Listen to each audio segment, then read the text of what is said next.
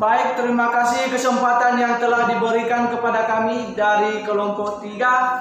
Sebelum kami memaparkan hasil diskusi kami, pertama yang kami hormati Ibu dosen atau Ibu Rebecca Laia MPD, dan terlebih-lebih kepada teman-teman semua. Baik, kami akan perkenalkan diri. Perkenalkan, nama saya Fatwa Salaya. Nama saya Februan Duro. Nama saya Erlimawati Laia. Nama saya Federik Bano. Nama saya Febri Dayanti Laul. Nama saya Elizabeth Harita. Baik, langsung saja untuk memaparkan materinya kepada teman kami, dipersilakan. Baik, pembahasan kami tentang sintaksis. Kata sintaksis berasal dari bahasa Yunani yaitu sun, yang berarti dengan, dan kata tatein yang berarti menempatkan. Jadi, secara etimologi berarti menempatkan bersama-sama kata-kata menjadi kelompok kata atau kalimat. Sintaksis adalah telah mengenai prinsip-prinsip dan proses-proses yang dipergunakan untuk membangun kalimat-kalimat dan bahasa-bahasa tertentu. Ada ahli yang mengatakan bahwa sintaksis adalah bagian atau cabang dari ilmu bahasa yang membicarakan seluk-beluk wacana, kalimat klausa, frasa. Sementara itu, ahli lain mengatakan bahwa syntax in the study of the patterns by which words are combined to make sentences. Artinya, sintaksis adalah telah mengenai pola-pola yang diperlukan sebagai sarana untuk menghubung-hubungkan kata menjadi kalimat. Dasar-dasar sintaksis. Alat sintaksis merupakan bagian kemampuan mental penutur untuk dapat menentukan urutan kata, bentuk kata, dan unsur lain yang terdapat dalam ujaran. Alat sintaksis, urutan kata, bentuk kata, intonasi, dan partikel atau kata tugas. Urutan kata pada umumnya memiliki peranan yang sangat penting karena ikut menentukan makna gramatikal. Contoh, mana yang benar? Air jernih atau jernih air.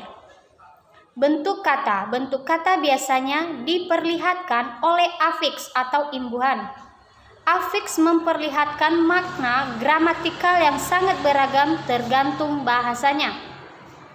Jumlah orang, jenis, skala, aspek, modul, dan lain-lain. Contoh, mana yang benar? Roti makan ibu atau roti dimakan ibu. Intonasi akan kurang sempurna bila pemakaian huruf dan tanda baca kurang diperhatikan. Intonasi juga harus menjelaskan amanat yang disampaikan, jangan sampai menimbulkan makna ganda.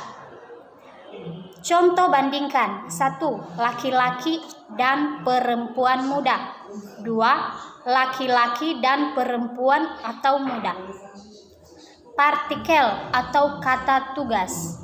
Partikel memiliki ciri tertentu untuk membedakan dari kategori kata yang lain.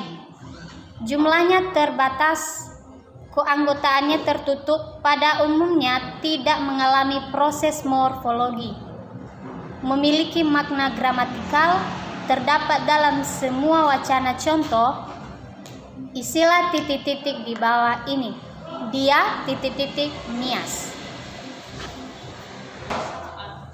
Baik, kita masuk pada jenis kata. Ada 2 jenis kata, yaitu kata penuh dan kata tugas. Kata penuh adalah kata tugas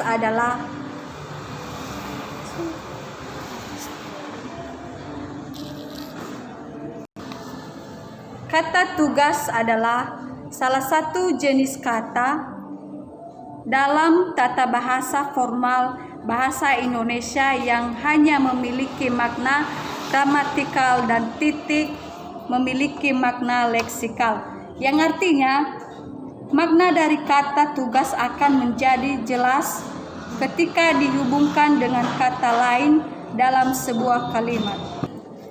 Kata penuh adalah sudah berisi seluruhnya, tidak ada yang terulang lagi, yang artinya lain dari penuh adalah banyak yang memuat. Kata penuh terdiri dari nomina. Kita tahu dulu apa arti dari nomina. Nomina adalah kata benda yang menyatakan nama dari seseorang, tempat atau semua benda dan segala yang dibendakan. Contohnya, saya senang bermain badminton. Berarti yaitu menunjukkan bahwa melakukan suatu aktivitas. Yang kedua, verba. Kita tahu dulu apa yang dimaksud dengan verba. Verba merupakan sebuah kata yang menggambarkan proses, perbuatan, keadaan ataupun kata kerja dari suatu kalimat yang terbentuk. Contohnya, dia mencintai saya. Yang kedua, ibu membuatkan saya baju. Yang ketiga, adjektif. Kita tahu dulu apa yang dimaksud dengan adjektif. Adjektif adalah kata sifat yang berfungsi untuk menjelaskan, menggambarkan atau membatasi kata ganti pronoun atau kata benda noun. Contohnya, cantik dan manis. Adverba adalah kata keterangan atau kata tambahan yang digunakan untuk menerangkan makna atau arti kata kerja verb, kata sifat adjektif, kata keterangan lainnya. Adverb juga dapat digunakan untuk preposition dan kata penghubung yaitu konjungsi. Contohnya sangat, amat, dan tidak. Kemudian kita masuk pada numeralia. Numeralia adalah kata atau frase yang menunjukkan bilangan atau kuantitas, jenis, bentuk, fungsi, dan makna. Contohnya, contoh kalimat bilangan numeralia adalah 1, 2, 3, 4, 5, dan seterusnya.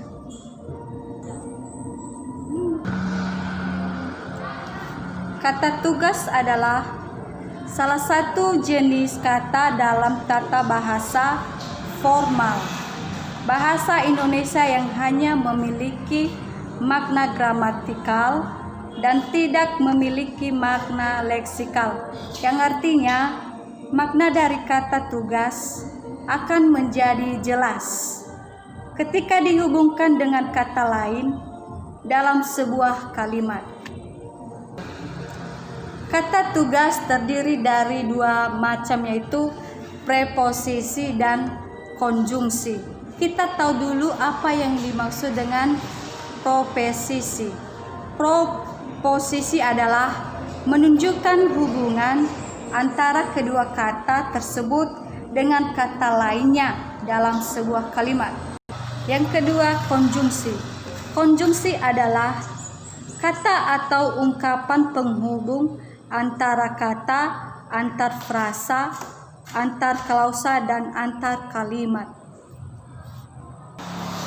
Baik, sekarang kita masuk pada kalimat frase. Frase adalah konstruksi atau satuan gramatikal yang terdiri dari dua kata atau lebih, yang tidak berciri klausa dan yang pada umumnya menjadi pembentuk klausa. Unsur-unsur yang membentuk frase adalah morfem bebas dan bukan morfem terikat. Klausa adalah satuan gramatikal yang disusun oleh kata atau frase yang mempunyai satuan predikat. Kalimat adalah satuan bahasa yang secara relatif dapat terdiri sendiri dan mempunyai pola intonasi. Secara umum terdapat fungsi sintaksis yaitu S subjek, P predikat, O objek, dan K keterangan. Peran sintaksis dalam bentuk suatu konstruksi, tiap unsur memiliki dalam membentuk makna secara keseluruhan dapat dijelaskan bahwa konstituen itu memiliki peran gramatikal masing-masing. Macam-macam peran ada banyak, antara lain pelaku agnatif, tujuan objektif, penerima benefaktif, penyebab kausatif, alat instrumen, waktu temporal, tempat tindakan aktif, sedangkan pasif, dan pemilikan posesif.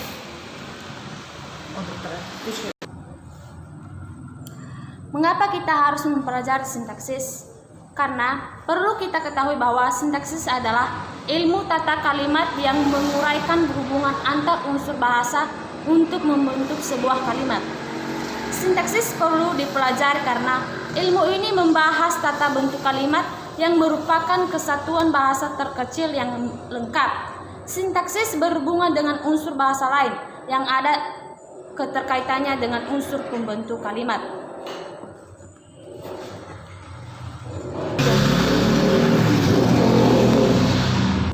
Demikian hasil diskusi kami dari kelompok 3. Jika ada kesalahan dalam penyampaian materi kami, mohon dimaklumi. Ya Allah.